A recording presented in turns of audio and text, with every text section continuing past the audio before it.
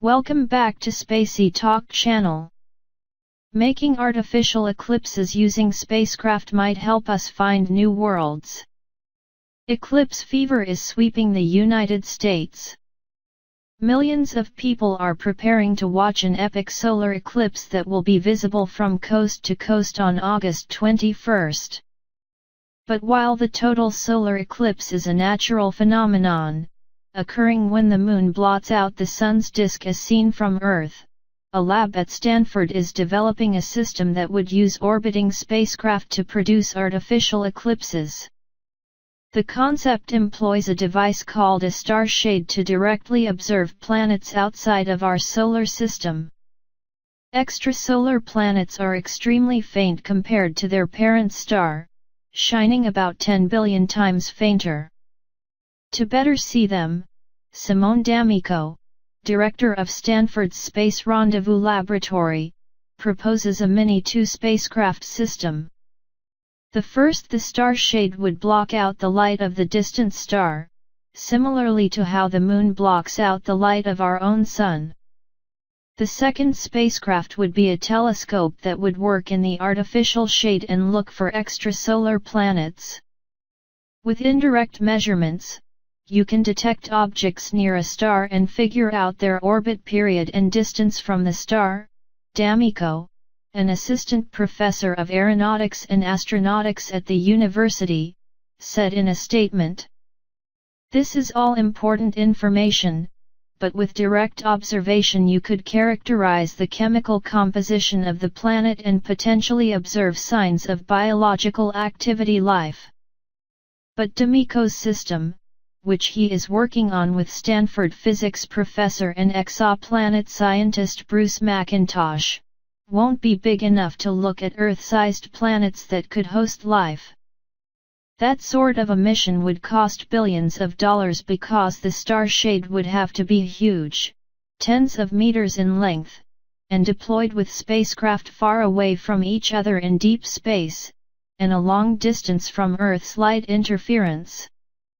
The goal instead is to launch a low-cost flight demonstration of the technology using miniature spacecraft to look at Jupiter-sized exoplanets.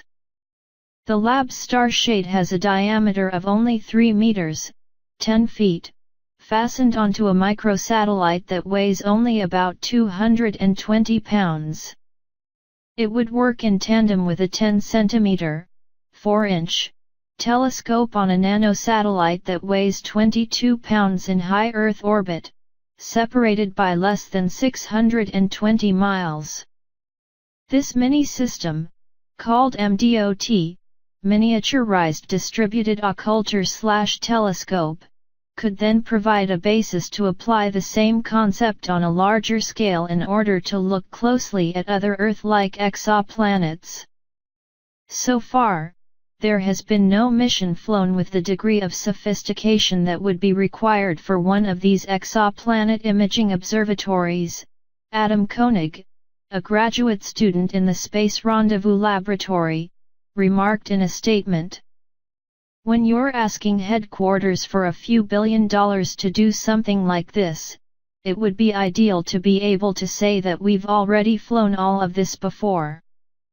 This one is just bigger. The tiny star shade will produce a tiny shadow, just tens of inches in diameter, so the telescope needs to precisely fly in the shadow, with an error of only 15 centimeters, 6 inches. The mission design only calls for this alignment to happen once every orbit, when the two spacecraft are furthest from Earth and moving the slowest in relation to each other. They will keep the eclipsing configuration for about an hour, then break up until the next orbit. This means that tens of hours of practice will likely be needed to ensure that the star shade works.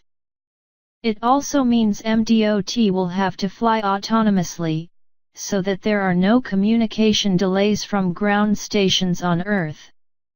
If an eventual prototype is someday launched into space and succeeds, the number of distant exoplanet discoveries using direct observation seems sure to grow.